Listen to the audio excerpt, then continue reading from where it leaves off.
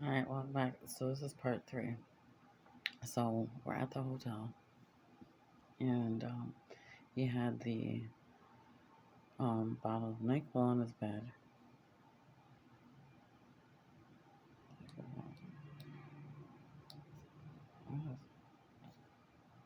going on with here? Anyway, so he has a bottle of NyQuil on his bed, and I'm asking him about it, right? So he said he didn't have a cold or he wasn't sick or anything like that, even though he was out for 2 days. And I was like, well, then why did you take it? I don't remember what the reason was that he said he took it, but the whole entire bottle was empty. So I ended up, asked him if he's okay, blah blah blah. He told me that he wasn't feeling good and like mentally, emotionally, and he was depressed. So he started going into that whole thing again. So for me, obviously that was, it was bad news. Um, so I just wanted to like kind of make sure that he was okay and stay there with him as long as I could. Um, which I did, and he ended up wanting to go. There was a store across the street, so he could have pretty much walked across the street, but he wanted to go to the store and get something. So I was like, okay. So we went literally across the street. I drove and got. I needed some gas, so he's like, "Oh, I'll pay for it." Blah blah blah. He filled up my gas tank, and then he went in, asked me if I need anything or whatever, and I was like, no, thanks. So he went into the store and came back out with Black and Milds, and I was like, why do you have that? Because you always talk about smoking. I mean, you don't smoke, right?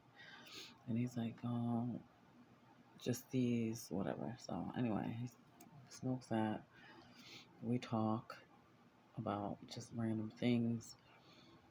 Um, and I was like, you need to come back to work. Um, because you're supposed to be there and you want to make sure that you can get a permanent position. You can't be missing work like that. He's like, yeah, I know, blah blah blah. So long story short, um, he goes on to keep the room. I didn't want to stay there, so I didn't stay overnight or anything like that. I didn't really say past any length of time that we would just be talking, have normal conversations. Then I would just, I'd leave. So he ended up going to visit with his dad, going to the library, things like that. So, I figured he's okay. He text messaged me that he was meeting his dad at the library, blah, blah, blah. So, I'm thinking everything's good. Him and his dad are talking, at least civilly, and all that stuff. And by the time Monday rolls around, we didn't end up going to the movies, obviously. But by the time Monday rolls around, he shows back up at work. Everything is pretty much back to normal. But then when we talked on our break, this time like we never usually like would go. There's a spot out front of the building is huge, and it's really nice scenery like out front of the building that we work in. There's like um, nicely trimmed trees. The lawn is cared for. It's really nice. So we just decided to take a walk. It's pretty cold though, but we decided to take like a little walk on our break and he wanted to just talk, so we did that. And during the time that we were out there, you gotta understand, like, for me, like I said, I'm 4'11" and a half. He's 6'3", maybe a little bit taller. I'm not really sure. But he literally just looked down upon me, and I would just always look into his eyes, like just um, in awe of how beautiful he was, but how he just treated me when he was like in his normal frame of mind. He was very um, catering and very like courteous. He didn't want me to open any doors. He didn't want me to clean off my car. He didn't want me to have to get up and get anything. He, even with work, he just would always take the initiative. He would see things like, oh, that's probably too heavy for her, or I don't want her to take. He just would do those things, and it just, I don't know. He amazed me, but then he was really mysterious at the same time and confusing. And so on that part, I was just like, the part where he didn't divulge a lot about like why he was so worried and concerned about how his family was like, because there's times like in my own family, like my siblings or like with my parents, it was, you have your disagreements, you have your arguments, whatever. But for me, I don't worry about that stuff. I just let it go in one ear and out the other. Eventually, we'll talk again, whatever.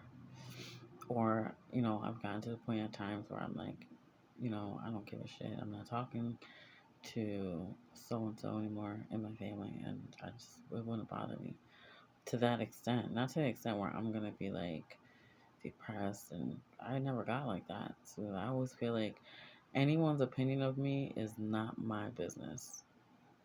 That's their business.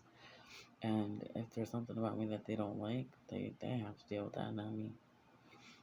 So I just didn't understand why he couldn't just let that go. Like that they were saying he's a disappointment. That like I needed to understand why it was so bad to the point where he was extremely depressed.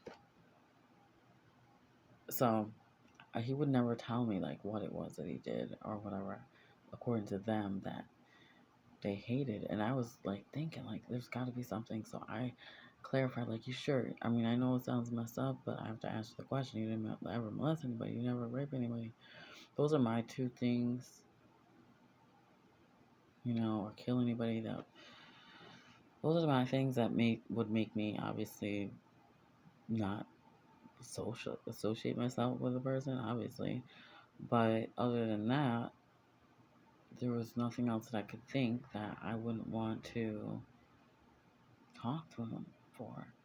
So he's like, no, I swear to God, it's nothing like that at all.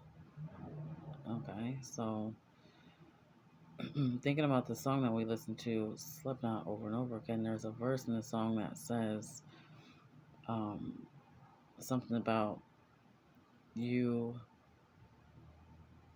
Um, I forgot the verse, but there's a verse that what it's explaining in the verse. It excuse me is about the um it's basically saying that he threw. I don't know. I'll have to get back to that part because I don't. It's a really intense, and he kept playing this verse over and over and over and over and over and over again to the point where I started to like get sick of it and just snatched the CD out of my car at the time, out of my player at the time because that's what car I had, and I saw like how sad he was, and I just didn't understand. I kept asking like, what is so wrong? Like, help me understand so I can figure out how to help you. I'm a fixer, so if something's bothering a person like that, like I really want to help, and I will do pretty much anything I can to literally help. And I just wanted to know. So anyway, he would not tell me. Okay. I wanted to get his mind off of all the stuff that was getting him to the point where he was in such a deep, dark depression. So we started talking about, we ended up, first of all, going for a ride. I was like, let me just take you for a ride. He's not from around, where I'm from. So I took him to surrounding areas and was just showing him different places and all that stuff. And he was like, "Where are we going?" And I said, "I'm just gonna drive and just show you some places that are just like kind of calming and relaxing, where you don't have to worry about anything. You just like take a load off." So he was like, "Oh, okay." And he really liked it. He got so excited. He was like, "Wow, no one's ever done this for me before." I just took him on a tour of like all these different places, showed him these different places and stuff like that. Just explained like history of different places, and he really liked it. He was just at peace. He was just calm. His face brightened up again. I could see the light in his face again. Um, and then I pulled over to this one parking lot. It was in a church that I've never been to before, but I've passed by a gazillion times driving. So it was quiet. There was no one there. It was pretty. It started to get pretty dark. It's probably like 9, 10 o'clock at night. So I'm asking him like, "Are you in a rush or anything like that to get back?" And he's like, "No." So here he goes again with the CD player with the song with the same CD from um Slipknot. He puts that in again. I had a million different things that we could have listened to. He puts that back in. Now, remind you, I love this CD. I myself used to listen to the same one every day, virtually. Like when I get in the car on the way to work, on the way home, but not like over and over and over, like literally. Um, he plays it again, and now, mind you, this is the same CD that I put in the first night that I ever sat and had a conversation with him outside of work. And I was thinking that he was going to think I'm strange because of the band and the type of music. And he just would not stop playing it. So when we got to that church parking lot, we're just sitting there talking. He puts in his CD again and he just skips right to that section, right to that song, right to that section. And he literally started crying. And I don't mean like a little few tears. I mean, he was literally crying so hysterically, so bad. I couldn't believe it that he was crying like that. I really couldn't believe it. So I'm like, oh my God, do you want, I mean, you need some Kleenex, whatever. He wouldn't talk for a while. And all I did is I tried to hug him, but he was like pulling away. And I'm just like, this is so freaking hard. I've never had that kind of resistance before. I've never met that kind of resistance. Finally, I keep trying. I wasn't gonna stop trying, so I finally did. I hugged him. He let me, and I just like holding him as tight as I possibly could. Even though he's this huge, he's like way huger than me. But I finally was able to comfort him and like hug him and tell him, "Give me a hug. It's gonna be okay. I'm here for you. I'm gonna get through whatever it is with you. Like I'm not gonna leave you. Like I'm not gonna, leave your side." I mean, mind you, his mom passed away. His brother passed away. His brother was really young, and it was just a bad. The whole situation was horrible. So, and then whatever else was going on in his family that like he wouldn't tell me. Like where his twin sister hated him, his father hated him, his other family members hated his guts and was blaming him for something. He would never tell me, but he would acknowledge the blame and own the blame. He would say, "They're right, I am a failure. I did screw up. I can never fix it. And I was just like, wow, like, why would they be so fucking cruel? Like, what is it that could be so freaking bad? He didn't rape anybody. He didn't murder anybody. He didn't molest anybody. I can't think of anything that would be worse than those things. So why would it be that serious? Like, what is it? Anyway, he still wouldn't tell me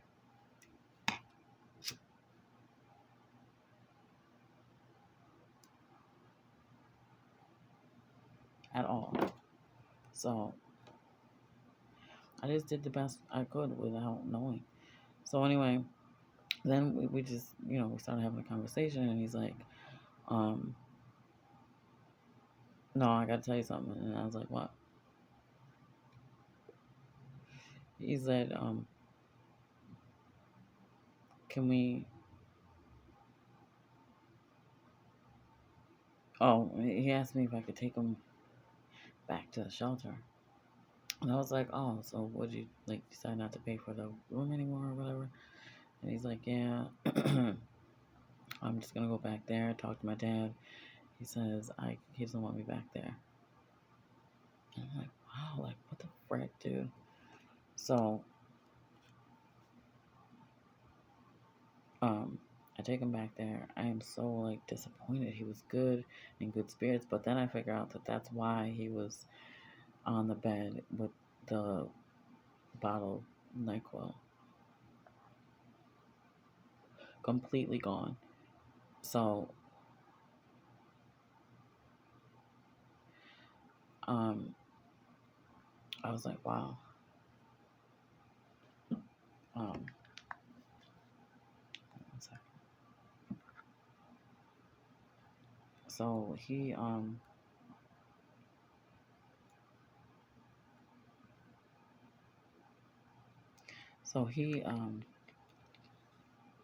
I took him back there. I was so, like, I didn't want to do that. And then I ended up going,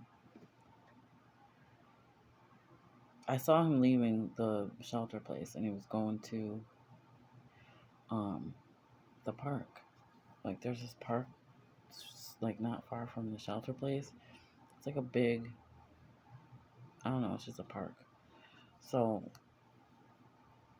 I saw him walking that way, and I was like, what are you doing? He's like, oh, I'm just going over to the park. I'm like, yeah, but you have a curfew, and you're going to get locked out. And then he's like, oh, some people in there stole some of my stuff, and, I'm just don't really feel like going back there, blah, blah, blah. So I'm like, oh my God.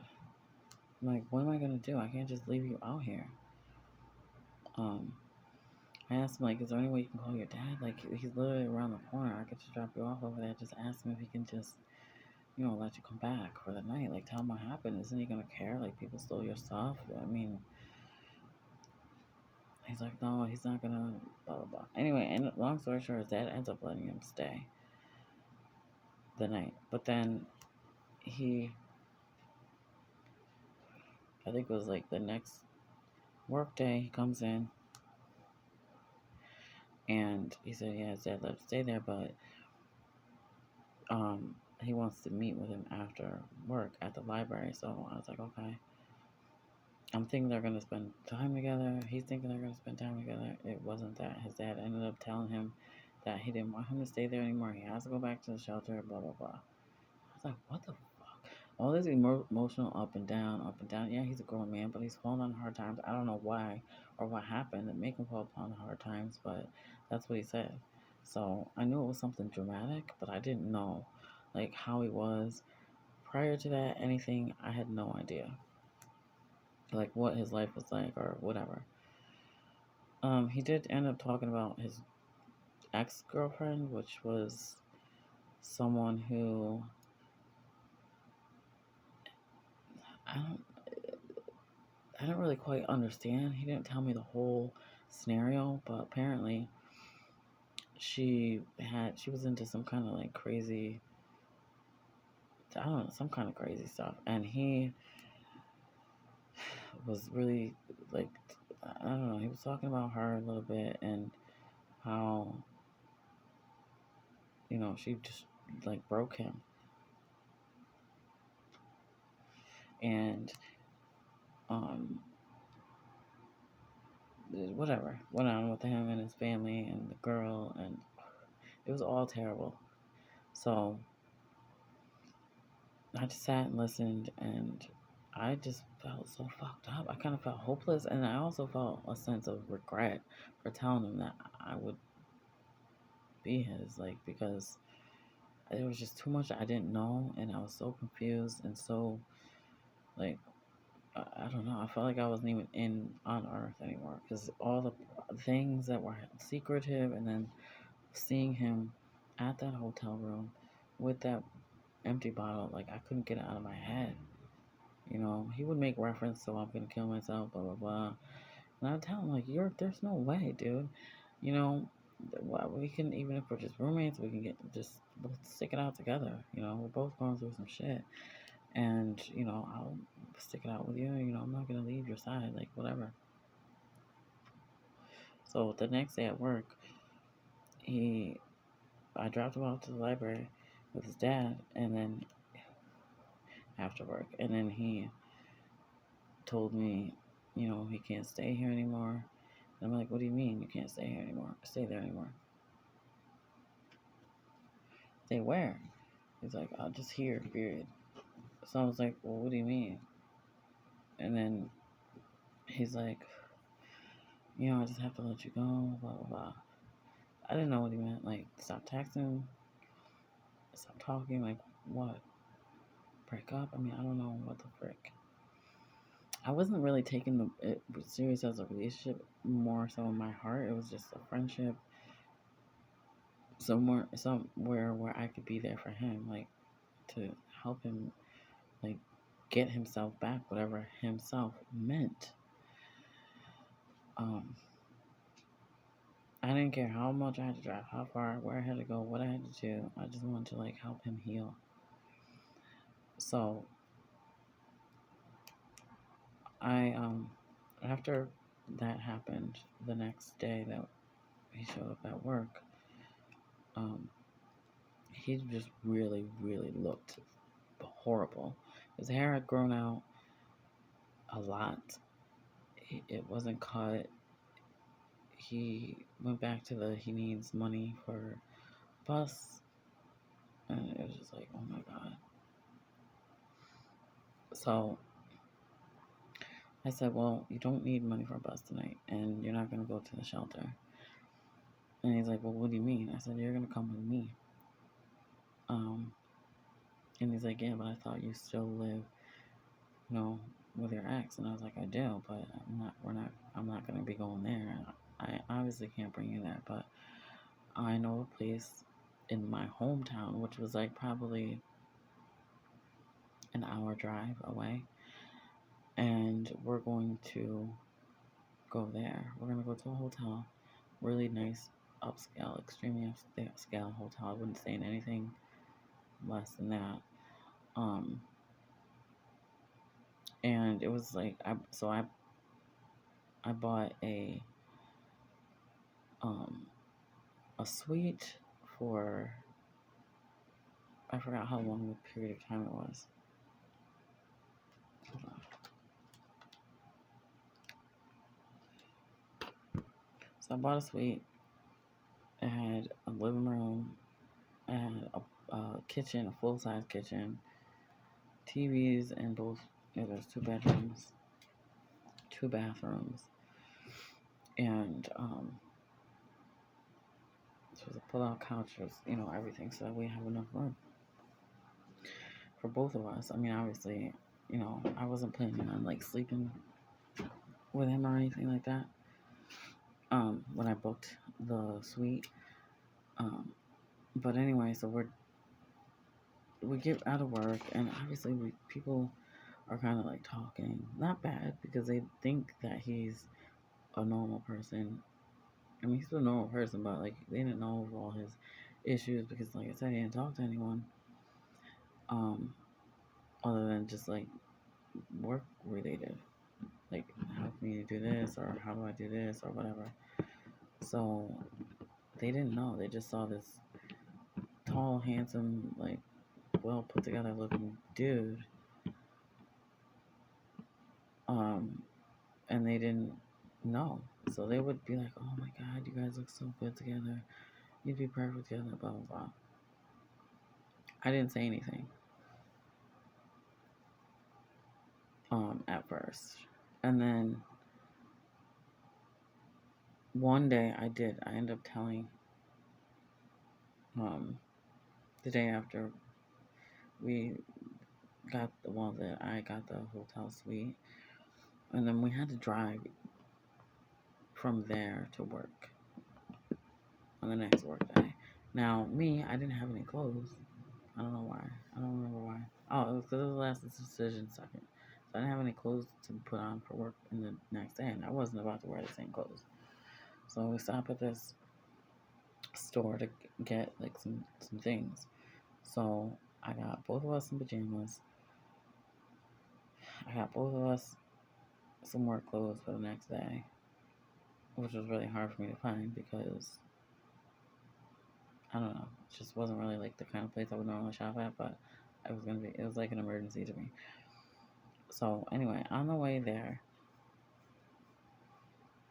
we're driving on the highway, we're listening to some music. At this time, I was like, "You're not putting that CD back in there," because I didn't want him to get back to the point where he got depressed and he started thinking about whatever it was he was thinking about when he could play that song over and over again. So we played some upbeat music. We're driving, and on the highway, literally, he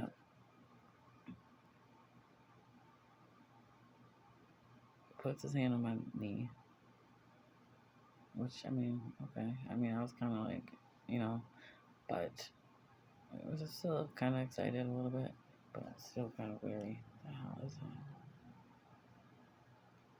Oh, I got this scab on my knuckle. But anyway, so we're driving, and all of a sudden, he literally kissed me. Really, like, long, hard. And I'm like, I'm trying to drive. I'm like, it was like he was playing Russian roulette, literally, on the highway. Like, in a way, I could see, like, the expression on his face looked like he kind of enjoyed doing that on the freaking highway. And I didn't. I was like, oh my God. There wasn't a lot of traffic, but we were on the freaking highway, so we couldn't, like, it wasn't like it was a back road or somewhere we could just, it was literally in the middle of me driving like 70 miles an hour. And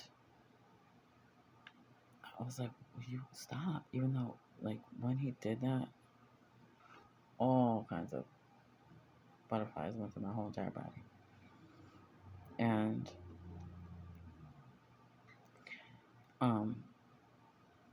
so he did that, and then I was like, oh my God. And then I was like, don't do that again while I'm driving because it's dangerous. He looked, so I continue driving, and then he did it again. And I started thinking, like, are you trying to fucking kill us? You know, it was really scary. It was scary and it was exciting. It was hot. It was sexy. It was all that at one time. And I was like, oh my God, I'm gonna die in this car with him. That's how, like, he would not, like, let me go, nothing. And I was like, you can't do that while I'm driving. Even though it just melted me. Like, he could tell I'm in there going, mm, right? So I'm reciprocating, but I didn't really want to because I was scared, you know, since we were on the highway. Anyway, we end up getting into my hometown, and I go and I was like, I'm just gonna get a few things, sit here in the car, and just make yourself comfortable. Unless you want to come in, he's like, no, if you're only gonna be a few minutes. So I was like, okay. So I ran in. I was trying to get like my size. I couldn't find anything that would really fit me that I'd like. I was in there way longer than I expected. I'm thinking he's gonna be pissed.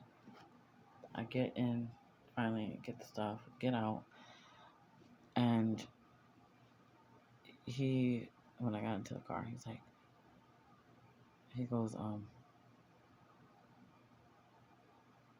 ever do that again. And I was like, what? And he's like, don't ever leave me that long again. I was like, I was just trying to get stuff that, I know you need and that I need. And I mean, I didn't mean to take that long, but I couldn't really find what we needed right away. And he was like, yeah, it kind of made me mad that you weren't there that long. And I was like, okay. Anyway, I kind of like got a weird feeling about that. I was like, damn, why not be grateful or whatever? But get back to the hotel, or get there initially, check in, all that stuff. And then I said, are you hungry? And he's like, no, not really. I was like, you're not hungry? I mean, we didn't really eat all day. And then he's like, not really. So I was like, I'm going to order something. So I ordered, I don't even remember where I ordered from, but I remember I ordered this huge pizza. And I don't remember what else. I ordered a lot of food. And I was like, well, like you can eat at least a little bit. And then he was like, no, thanks, not right now. We get in there, turn on the TV. Something's wrong with the cable. Like it wouldn't work. So I called down to the room service and I was like, something's wrong with the television in here that we want to watch. And they were like, oh, would you come down? Blah, blah, blah. I don't know why I had to go down. But I did. I had to go down to the lobby and whatever. So while I'm in the lobby, like, I think I ate like one slice of pizza or something like that. Then I went down to the lobby. I went by myself. He stayed in the room. And the guy came and fixed the TV. I wanted to go, so I'm like, all right, fine, we're good, we're in for the night. It's freezing outside, it's nice and warm in here. And I was like, are you sure you don't want to eat anything? He didn't say anything. So I went to go get myself something else to eat. Open up the pizza box. There's not one piece left at all. There was like leftover pieces of the whatever other food was left. Like somebody had just like a savage, just like and just threw it like the bones with some of the stuff hanging off. And I was like, what the fuck? I was pissed because he's like he wasn't hungry, and not only that, but if you saw that box, it was just like, what the fuck? How the fuck? That quick of a time frame, first of all, every single piece of food is gone. And there was like, like the leftover bones and whatever in there. Like,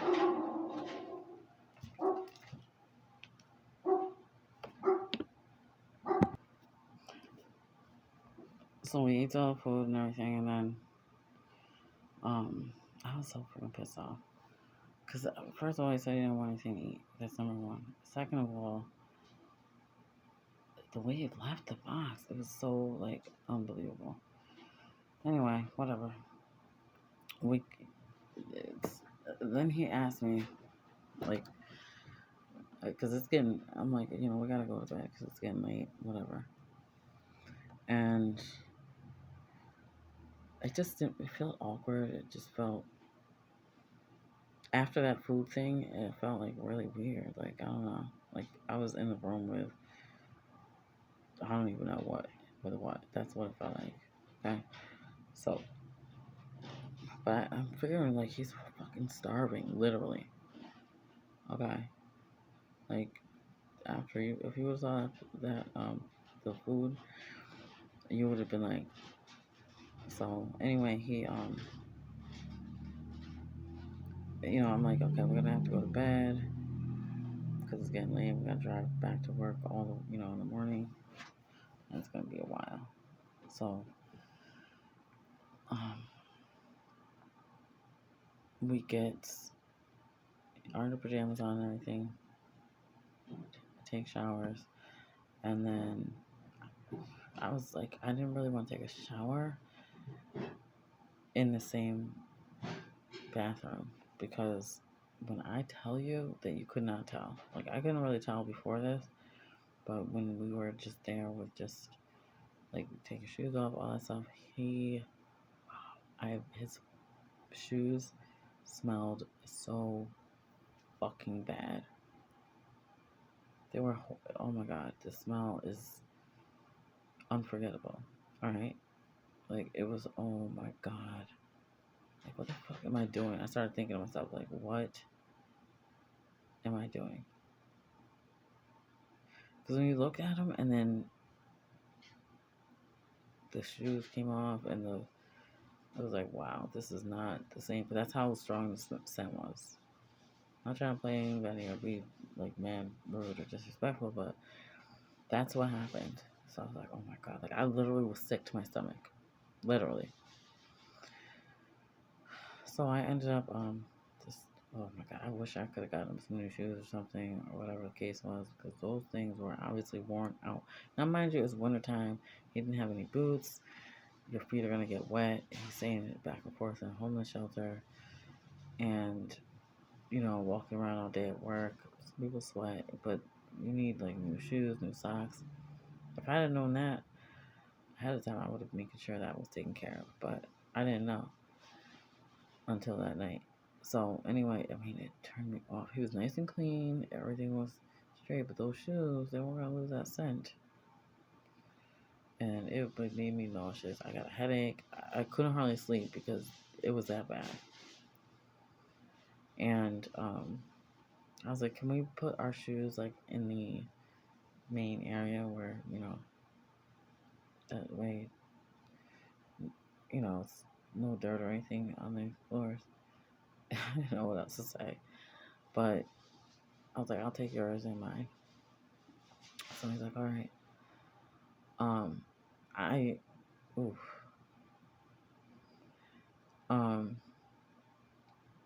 Then he started, like, we're laying down. He kissed me. I kissed him. But I couldn't, that smell wouldn't go away. It was just making me, I couldn't think of anything else but that freaking smell.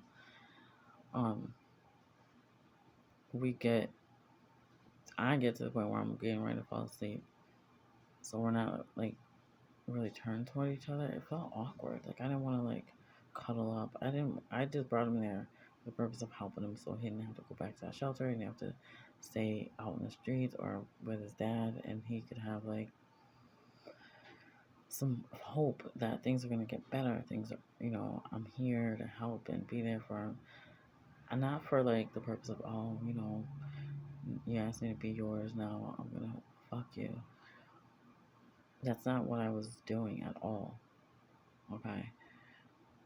It was just for the sole purpose of helping him out. So he ends up where he turns towards me and starts touching me and putting himself up against me. And he's like, I just want to make love to you so bad. And I was just like, oh my god. I mean, I said, we gotta go to sleep. I mean, normally I would never fucking turn that shit down. Okay? When it comes to, you might as well forget about it. But the smell, combined with the fact that, yes, we really didn't know each other that well. And I was just so put off by the fact that things were so secretive. Like, I liked him. He was really handsome, sexy, fine. But just the mystery about it, the mysteriousness, and then the smell. I know it might sound like weird or strange. It might even sound funny, but I'm being serious. Just that alone made me, yeah. So I couldn't help it. Like, I wasn't into it. He really was. And he just came out and told me that he wanted to. And I told him, like, we gotta get sleep, another time, maybe, I don't really know. And then he didn't want to take no for an answer. Not in a forceful way, not like that, but he started like, getting me to the point where I was just like kind of ignoring what I said. And he's touching me and blah blah blah. So now we end up kissing and touching and all over. So I end up taking my clothes off, piece by piece. And I wasn't about to go down there. I'll tell you that. Because even though that was the shoes, I was still like, no. He needs to have, like, some more time in the shower. Just in case. I wasn't about to try it. Even though I wanted to. Because that's something I love. But I was like, no. So, we do end up partially getting to that point. And let's just say, it wasn't long enough. The duration of time, the time frame wasn't long enough. So, fast forward to it comes to be morning time, and I'm like, we gotta go. Like, we gotta get ready, get dressed, blah, blah, blah. So he's like, all right, well, I'm in the bathroom and I'm getting dressed. And he ends up, I got out the room and I'm like, okay, you ready? There's no sign of him at all. He is MIA. I'm like, what the fuck? I'm looking all over the damn room. And I'm like, what the hell? Oh no, you know what happened? That's not even what happened. I said I need to go to the store because I had to get a different size pants. That's what it was. That was not bad. I had to get a pair of pants. And he was still sleeping, so I'm like, it's early. I'm going to just run to the store real quick. I'm going to get myself a different pair of pants or a dress or a skirt or something. Get in the store. I couldn't find shit. So I'm looking around. I couldn't find anything. So I'm like, fuck. Finally, I had to just pick something. I don't know. It didn't even fit. It ended up not fitting. I didn't get a chance to tell him anything because he was sleeping. So I get back to the hotel room. And he's gone. There's no one in the room. Well, obviously, he's not in the room. And I'm like, what the fuck? I look in the bathroom. All his things were gone. And I was like, first of all, he doesn't even know anyone out here. He doesn't have a car. He doesn't. What the fuck? I go running downstairs. Well, I go get on the elevator. Get downstairs. And I ask the person at the front desk, like, I'm in room or suite, whatever. Have you seen Dishan? Because we had breakfast there, continental breakfast, all that kind of stuff. We were there for, a while, and whatever. The person says, oh, yeah, he left this message for you. His dad picked him up. And I was like, what? I'm confused. Like, what the fuck? So, I'm like, okay. I didn't see him anymore at work. Oh, you know what? I forgot. I skipped a part because when we still had the food, I'm so sorry. When we had the food, when the food came and everything, and I was like, all right, we can chill out, we can relax, we can eat, we can watch TV, we can talk if you want, and then just go to sleep so we can get up for work in the morning. And he stopped me, and he looked at me like really intently, and he was quiet. And I was like, yeah? And he goes, why are you doing all this?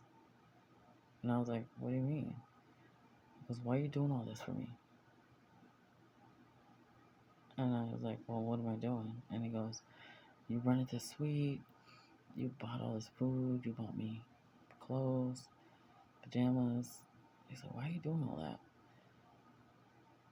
And I said, just because I care. I mean, I care about you. You know, that's just the way I am. And then he goes, I never had anyone care about me like that. And I was like, well, I mean, I don't know. I'm sorry about that, but I mean, this is just the way I am. And then he was like, he goes, it's just amazing to me how you care about me. Like, you didn't, like, look at me any different or whatever. And I kind of felt awkward, but at the same time, like, I wanted to cry. Because I'm thinking, like, how can nobody love him? And, or, you know, like, how they make him feel the way that he's been feeling all these days. And he seems just like a sweetheart. He just wants somebody to love him, care about him, and things like that. I don't know. So I'm gonna do whatever I can, you know. So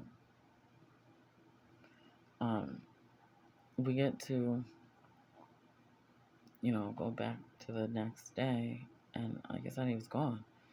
So I'm like frantic. I'm trying to call him. I'm trying to figure out what's going on, and I didn't get any kind of response from him.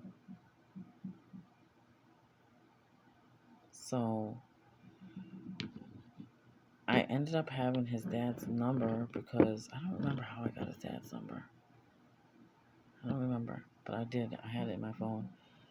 I don't know if he called me from there before or if he called his dad from my phone. I think he might have called his dad from my phone before, but his number was in my phone. So I'm calling his dad, calling his dad, calling his dad. I finally get a hold of him, and I'm like, this is Tanit. And I tell him my name. And he goes, where? He goes, where are you? I said, I'm at work, but I need to know. Like, I got his things in my car, because I did have the clothes that he took, you know, that he had left when he was in the shelter. And when he was at his dad's, before all that happened, he had asked me to put some stuff in my car. So I was like, where is Dishan? And he goes, I'll just give him a message. That was really fucking weird. I'll give him the message and I'll have him call you. I was like, okay. Anyway, I get to work now. I'm fucking depressed. I'm worried. I'm sick to my stomach. I'm sick over this whole situation. I'm just worried. I'm wondering, like, where is he? Like, what's going on? A few days go by. He's not at work at all. Not late, not nothing. So I'm really starting to get really depressed and upset. I told the supervisor, like, I'm worried about him, blah, blah, blah. And is he coming back? Apparently, he got let go because he was missing so many days. And they decided not to even keep him on as a temp. I was like, fuck, I'm really devastated because I'm like, no, this is going to really add to his, like, depression and feeling of unworthiness. You know what I mean? So I was like, oh my God, like, I'm bearing all the burden of all this stuff now. And I'm just, like, out of my mind. Anyway, time goes on. And now that I know he's not coming back to work, he lost the temporary position that he had. I'm thinking, like, what the hell is going to happen to him? Like, what is he going to do? What's he going to do for money? You know, everything's going through my head. So I ended up trying to get in touch with his dad. I finally get in touch with his dad again because I'm like, your son never called.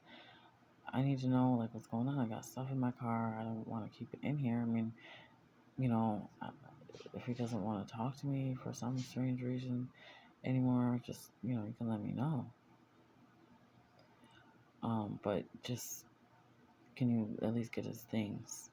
So his dad's like, yeah, I'll meet you at your job. And I'm like, I'm back. At that point, I was back at my regular building it was so fucking heart wrenching. Like, just knowing, like, I felt alone now. You know, now I felt like alone. I felt really sad and depressed. I just didn't have him anymore, like, to talk with. And so what I did is I ended up looking up his name. I just wanted to see if, like, maybe there was something that I would learn about him. So I typed his name in the computer, and his last name was Striver. So I type in his name, and it pops up right away. Now it's like, oh my, are you serious? Type in his name. I'm gonna do it right now. Tell me what it says. Now, first, like, I seen a whole bunch of like Google images, right? So this is what it says. Because if I just tell you off the top of my head, first thing that pops up is Instagram, Spotify, Facebook, Reverb Nation,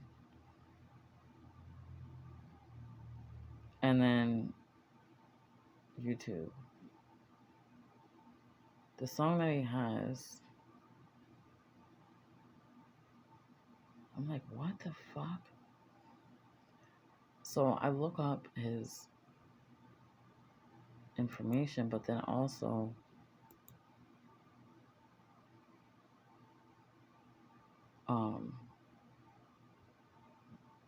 there's MySpace, there's all kinds of stuff. But then I looked up his name. I forgot what I went on. His brother's name that died was Nasid. His name is Dishan, Dihsan. His brother's name is Nashid. What he did is he was so engrossed with the grief of the loss of his brother, he changed his name. I forgot what his real name is, but Nashid is his brother's birth name. He reversed the letters to come up with Dishan. He actually went to a court and had his name legally changed to the backwards spelling of his brother's first name. And I was like, what the fuck? So I'm learning this, and then I go into where it says, like, all these things, and then I click on these images.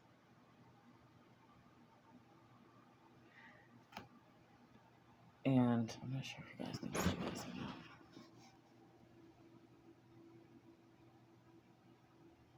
Those are the images of him. And I was like, what the fuck? When I tell you that he didn't look anything, well, he didn't look like this at the time of work at all. But he did look like this, but not like this. He looks clean and, you know, like really clean and fresh. This is him. You can see that. I'm not really sure. You can, but that's him. I have some pictures of him on my computer, so I'll share those. That was him. I didn't ever take any pictures of him during like the time when we were at work, because I don't know, it never dawned on me like, let's take some selfies. I never did that. But my coworkers know, but they didn't know anything. I found this out and I was like, oh my God. So he has, let me see if I can get this up here. This is a song that he wrote in 2012. His label is called Crucifix. It was like Crucifix.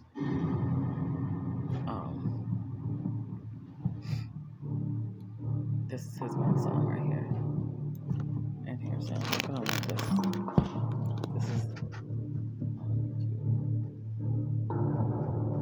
rule number one of Project Strive. We don't talk about Project Strive. Rule number two of Project Strive. We don't talk about Project Strive.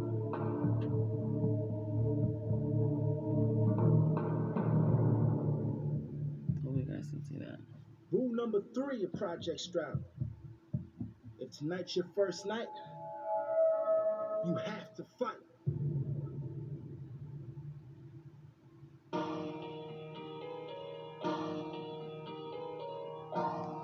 That's his song, and it's called No Keep matter Fighting. What, you get up, brush it off, and though you're fed up, don't stress, dust it off, and never let up. If I sleep, I must make my deathbed up. That's why I never rest unless I have to. Your own dreams will entrap you, body shuts down, mind run down. Too many trees I need to cut down. On the ground level, they want me to step down. Too many counting on me to let down. On this pedestal, and I can't get down. They fix me up so I can just break down. Knock me down, thinking I only lie down. Strive for the top just to be let down. We don't know what goes up when it comes down. Gotta stand out like an eyesore now. Don't gotta like me, you can't be ignored now.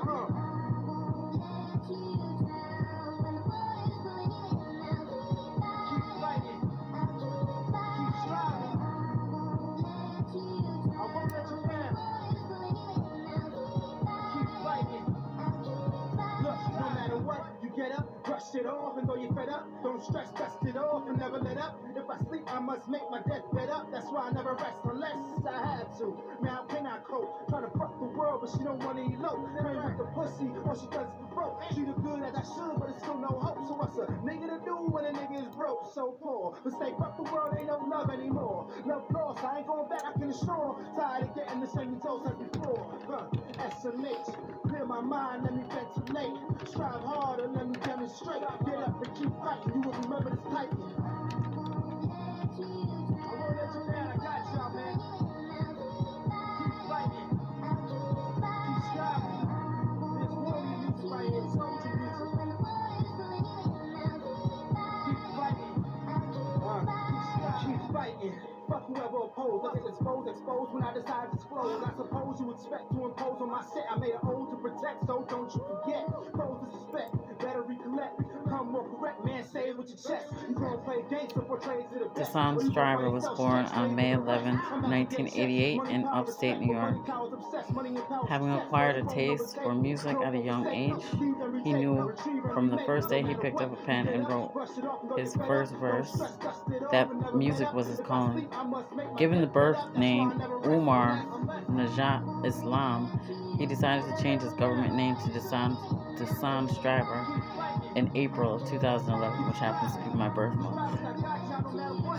The name Dishan derives from his oldest brother's first name, Nasir, who was establishing Striver Records before his untimely death in 2006. From that day on, Dishan set out to take over and make his brother's vision of Striver Records a reality.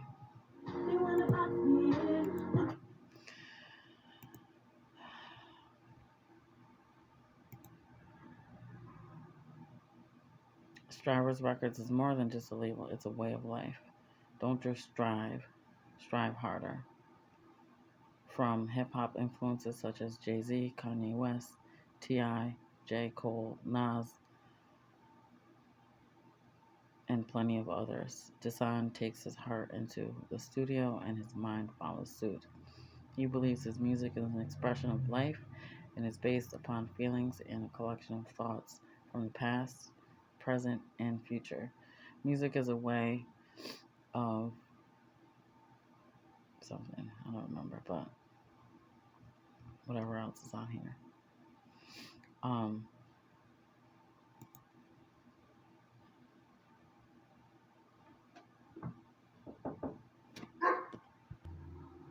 so what ends up happening is I saw that and I'm like, what the fuck? So I still don't know why exactly that he, like every single detail, but he did end up telling me that he had some kind of like offer, a label deal or record deal, and something happened along with the deal where he ended up not following through with it, and they lost a lot of money. A lot of money. And I guess apparently because he took over his brother's record label, he ended up like screwing up the deal. And they were so focused on him getting higher and higher to the next level, and he even had some concerts booked and some venues, and he just the deal fell through because of Dishan after his brother's death. So his family was holding that to his head literally like all of this time, and he couldn't get over it. He knew, based on what they were saying, he believed, not knew, but he believed that he was a failure and he could never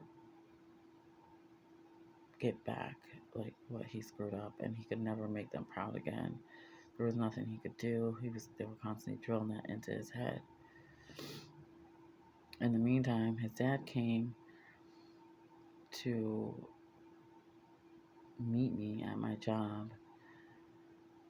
Me learning of all this had me so fucking paralyzed with like emotions that I couldn't believe it.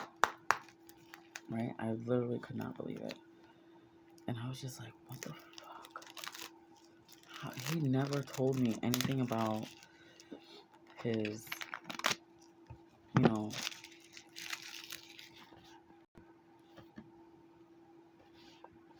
his fame or anything like that. He kept it a secret. He kept all of it a secret. I didn't know that he was a music artist. When you look at all the pictures, like he came to work like that like a handful of times, like when he had gotten paid. Dressed, his hair was cut,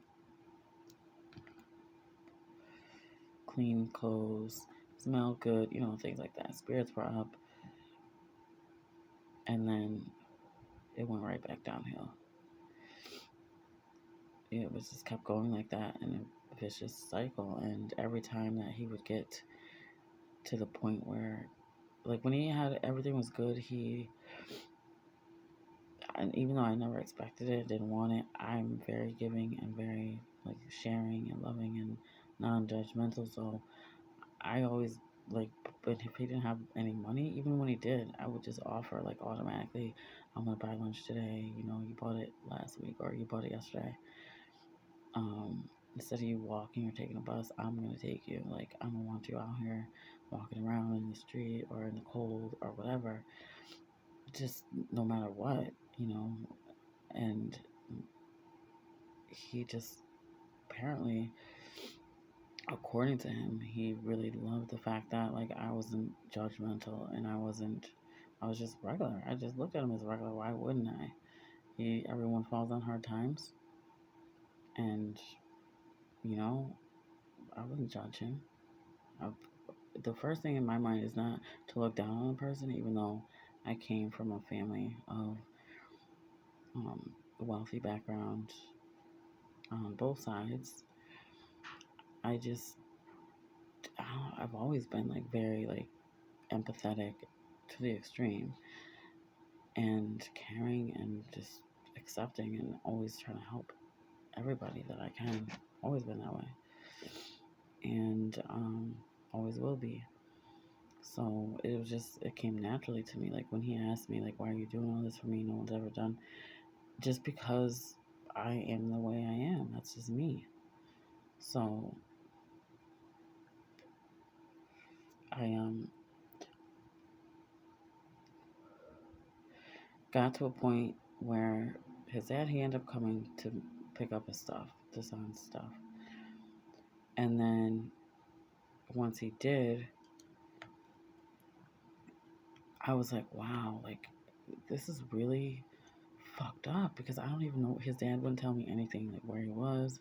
It was all a big fucking secret. I didn't hear anything out of him. Like I was worried, like did his, like something happen in his family? Like what the fuck happened to him? Probably by the time it got to be summer, I because he would always talk about going back to California, and if he did, um, he wanted to see his twin sister. He wanted to see whoever, which I thought was great. But I mean, it wouldn't mean that I wouldn't miss him or whatever. But I mean, I wanted him to be able to like connect with them and stop being so depressed. And but I just wanted to know that he was okay. So he, I, he had sent me a Facebook friend request, and when I saw the name pop up in my inbox or the notification thing, I was just like, oh my god, hurry up and accept it, because I had called the number a gazillion times and I didn't get any response. But what he had told me is that that phone got cut off. He didn't remember what my number was. It was a piece of crap phone. He lost it in the midst of whatever anyway. So he decided to look me up. And I was like, oh my God, I was so relieved. But then, like, the next message, we didn't talk at all. He didn't give me his number. We didn't exchange numbers. And I ended up I was always thinking about him. He inboxed me again. How's it going? Just like it was just normal. Like, not like we're together or anything like that. Which I was fine with that. I just wanted to know that he was okay. Being all the things we went through, the hotel room, the NyQuil thing, just the fact of seeing him like at his worst, and then knowing what I know and discovered about him, I was like, wow, like now I see why the fuck he was so depressed. If you look at all the videos, the music, the interviews he had, the concerts that he was selling out, and then you experience what I experienced with him falling. Really, literally from riches to rags. Like, literally. And him never saying, like, I was a famous musician, bragging, boasting, none of that. He didn't do any of that. And for him to ask me, why am I helping him? Why am I feeding him? Why am I giving him a place to go to that's clean? And just putting those two things together doesn't seem like realistic. Um, this is the end, but I ended up going like 3 months later. I ended up going to the hospital myself, and I had thought this was that summer. Now, when we spoke last, it was before the summer, and then so like April, May, June passes, and then I went to the hospital, and I was on a suicide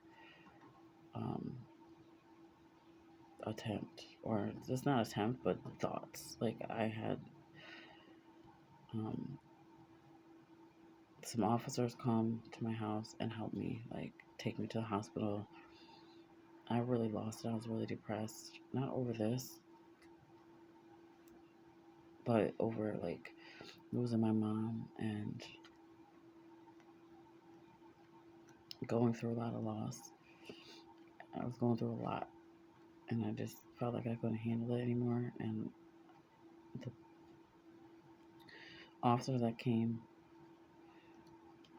asked me if I wanted to go to the hospital, and I said yes. So, because I felt like I needed to go so that I could keep fighting for myself. So, I go to the hospital. I met this really nice nurse. The officer that took me, I had to leave my car at my best friend's house. And he came with me too, to the hospital. And they ended up letting me go that night. Instead of admitting me, they let me go home. To Ryan, which is my best friend. And I ended up getting better, pretty much. And so one day I logged in to my Facebook account, which I don't have anymore. But I got rid of it a couple years ago. But anyway, I clicked on my email. No, not my email. I clicked on his page to see like what was up or what he was up to. And I see a message. Then I'm like looking and I'm scrolling through the feed on his page, and it's more messages and more messages and more, like a whole shitload of messages. And they all say,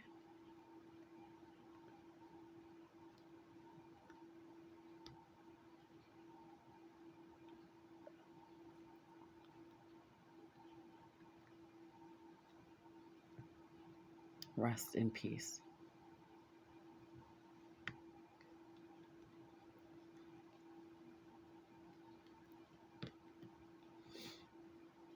In the same month that my mom passed away,